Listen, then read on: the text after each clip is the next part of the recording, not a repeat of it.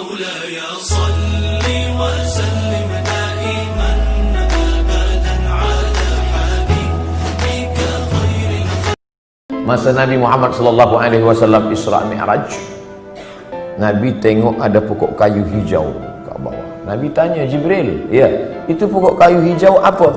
Disitulah dulu Musa bersandar manakala dia tak ada tempat berpegang. Ayah hilang, mak tak ada, istana dah tinggal, manusia tak ada yang dikenal. Kadang dalam hidup ni begitu. Allah buat kita hilang pegangan supaya apa? Supaya kita hanya bergantung kepada tali Allah bihablillah. Makanya jangan suuzon pada Allah. Puan mungkin sekarang bergantung pada suami, tak lama selepas tu mati laki. Kenapa laki aku yang mati? Kenapa tak laki dia? Aku sembahyang, aku baca Quran, aku baca Yasin, aku ikut tazkirah. Husnuzon pada Allah. Inna husni zanni abdi bi.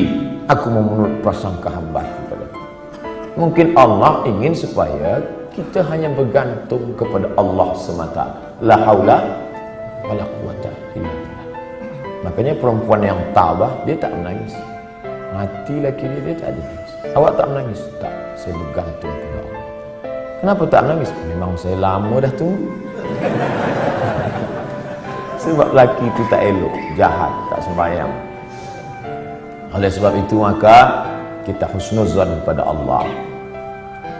Anak ada, bini ada, unta ada, kebun ada, berpegang kepada makhluk.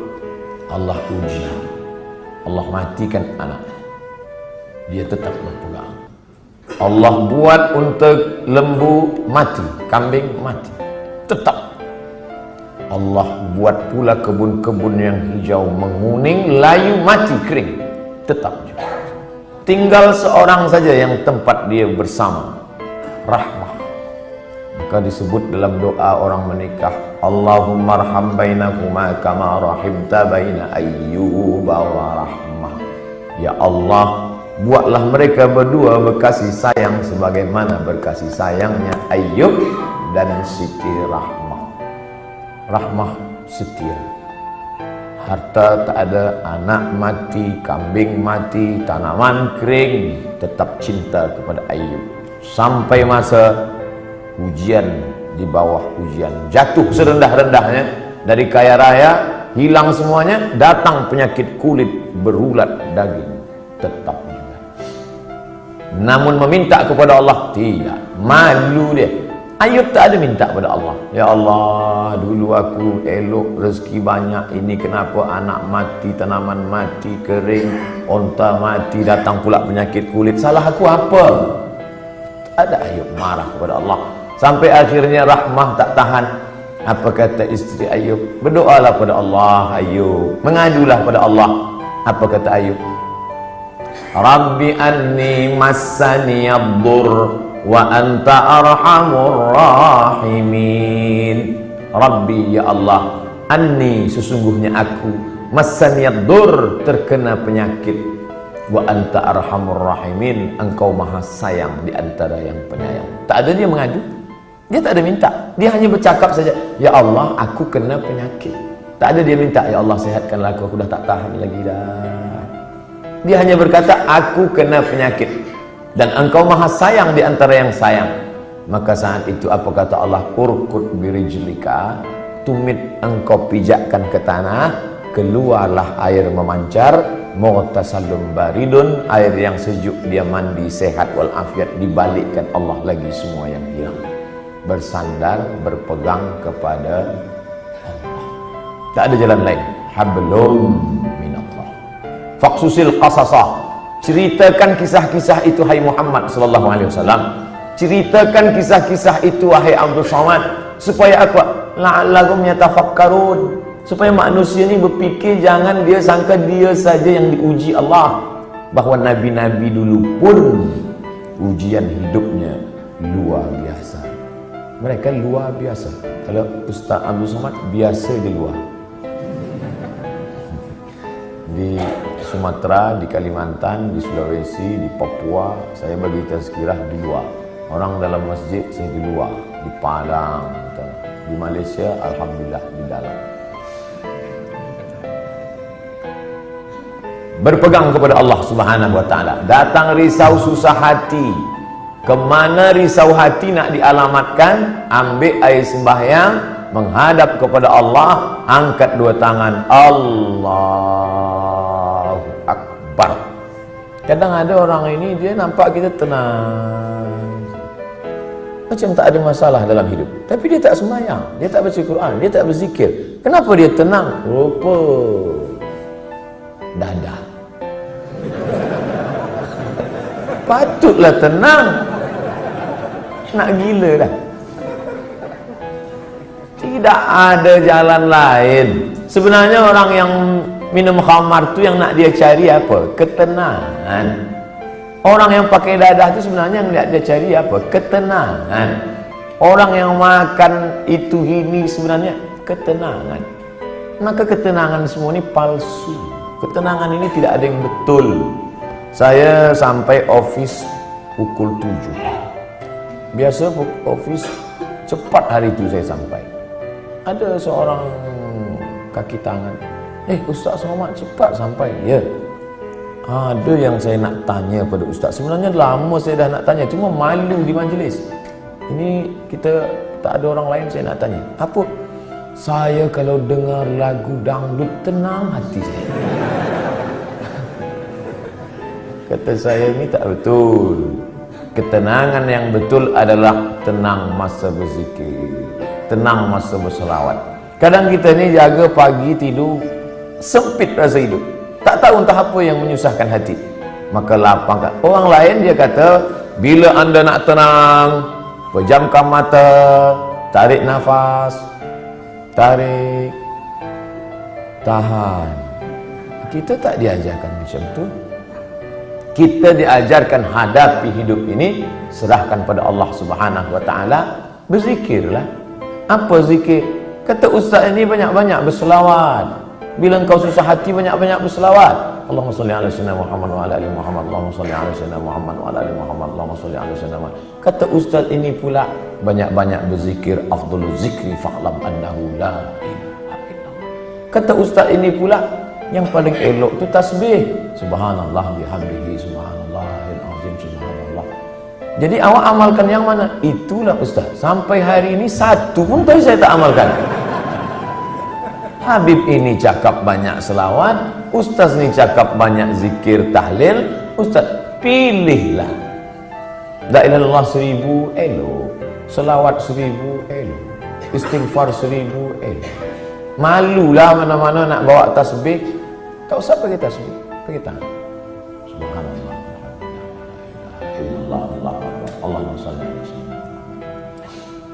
3 kali pergi umrah, 3 bawa tasbih balik, 3-3-nya tergantung di kereta.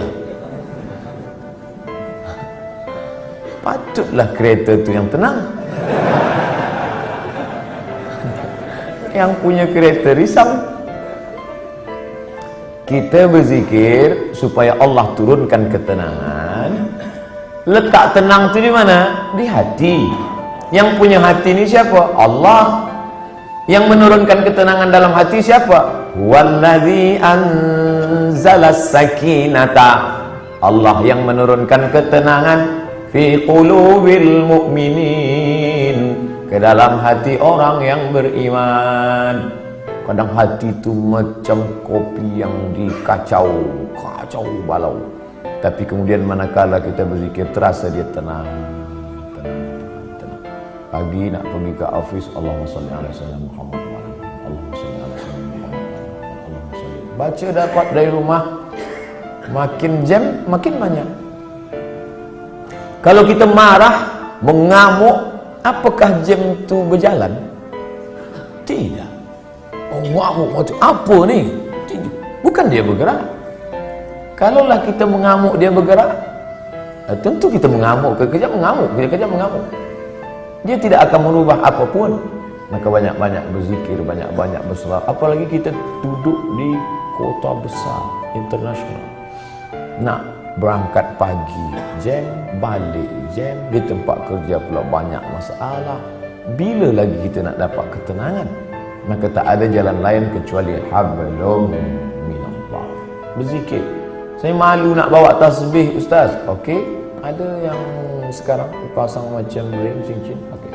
Subhanallah, subhanallah, subhanallah. Tenang, terasa tenang. Subhanallah, subhanallah. Dapat 100. Subhanallah. Dapat 200. Dapat 1000, ambil gambar.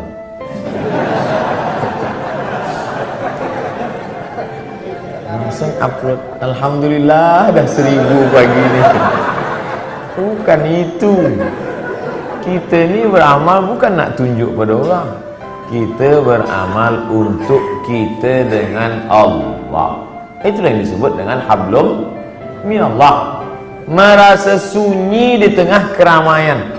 Ini ramai, banyak orang, tapi kita merasa sunyi sebab kita berdua sahaja dengan Allah. Manakala kita sendiri, sunyi. Dalam kereta sunyi, tak ada orang, tapi kita pun merasa ramai. Saya ustaz, walaupun saya balik dari office sendiri, seorang saja, tapi saya merasa ramai.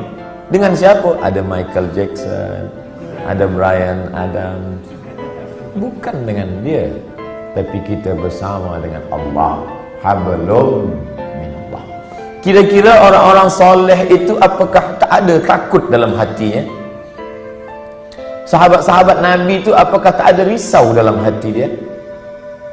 Abu Bakar Siddiq bukan tangguh, dekat dengan Nabi SAW, berdua. Orang pertama masuk Islam lelaki Abu Bakar, perempuan Khadijah, budak kecil Sayyidina Ali, hamba sahaya. Ini orang paling dekat dengan Nabi. Tapi manakala dia berada di Jabal Thur dan dia tengok kaki orang kafir Quraisy, sikit lagi nak tangkap kaki dah nampak. Dan orang kafir Quraisy maaf cakap, terkencing. Dia kepala dia tengok ke atas, maka tak nampak. Andai dia tengok ke bawah, dia nampak Abu Bakar. Waktu itu Abu Bakar dah takut. Apa kata Nabi SAW? La tahzan, innallaha ma'ana.